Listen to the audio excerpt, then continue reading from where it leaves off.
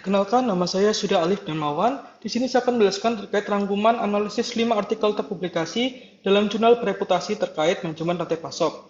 Langsung saja kita masuk ke jurnal yang pertama dengan judul Sustainable Value of Rice Supply Chains, di mana jurnal ini menyoroti bahwasanya beras merupakan suatu komoditas strategis yang rantai pasoknya masih menghadapi inefisiensi logistik dan juga sistem distribusi yang masih sangat terfragmentasi. Dengan inti masalah atau tantangan utama yang dihadapi yaitu sulitnya aksesibilitas dan stabilitas harga bagi konsumen.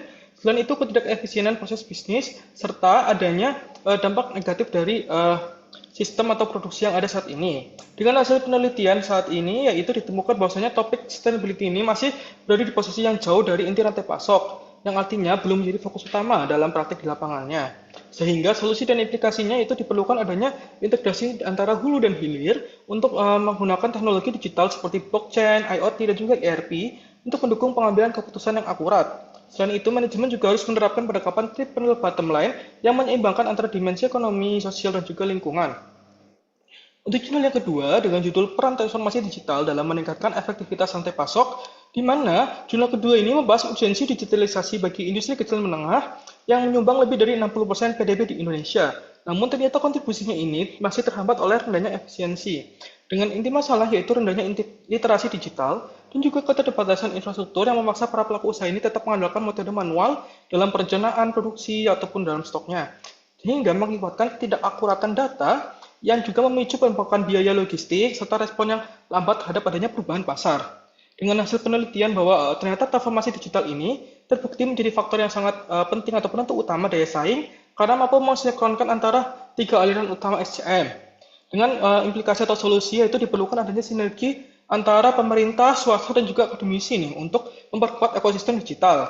Kemudian untuk jurnal yang ketiga yaitu terkait manajemen rantai pasok komoditas sawit berkelanjutan di Indonesia pada tahun 2005 hingga tahun 2022. Jurnal ketiga ini mengevaluasi terkait sektor sawit sebagai penggerak agribisnis yang seringkali berbenturan dengan isu lingkungan seperti emisi gas rumah kaca serta adanya konflik lahan. Dengan inti masalah yaitu meskipun sudah ada sistem yang tersertifikasi ini, nyatanya perkembangannya ini dianggap kurang agresif dan menghadapi beberapa tantangan berupa ketidakpercayaan dari publik terkait konsep keberlanjutannya.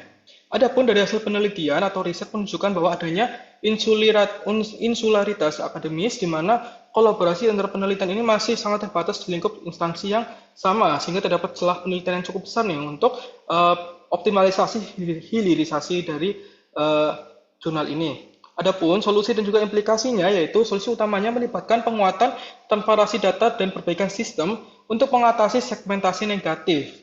Dan juga diperlukan integrasi sistem pemangku kepentingan antara dari hulu ke hilir untuk menerapkan praktik berwawasan lingkungan secara menyeluruh.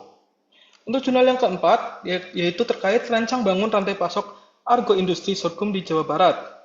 Nah, di mana jurnal keempat ini mengkaji antara komoditas sorghum sebagai alternatif pangan yang pemenuhannya ternyata masih sangat bergantung pada impor. Dengan inti masalahnya, yaitu riset sorghum ini ternyata pada sebelumnya itu hanya fokus terhadap aspek hulu seperti genetika. Namun di lapangan terjadi ketimpangan keuntungan antar petani sehingga kurangnya penggunaan teknologi digital baik seperti big data dalam manajemen rantai pasoknya. Adapun hasil penelitian yaitu kunci keberhasilan agroindustri sorghum ini ternyata terletak pada integrasi vertikal dan juga horizontal untuk meminimalisir risiko ketidakpastian pasokan serta menjamin adanya standar kualitas hasil olahan.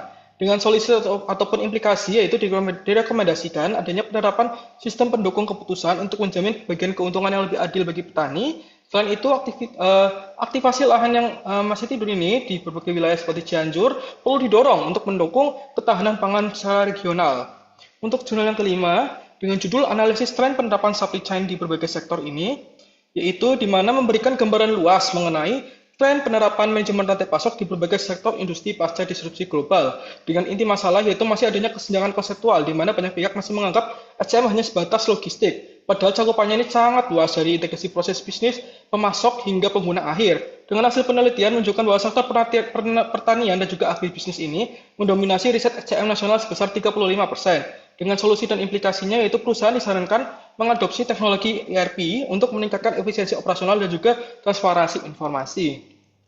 Mungkin sekian penyampaian dari saya tutup dengan sebuah pantun. Sungguh indah kota Palangkaraya, kotanya cantik dan berbudaya. Sekian penyampaian dari saya, terima kasih atas perhatiannya.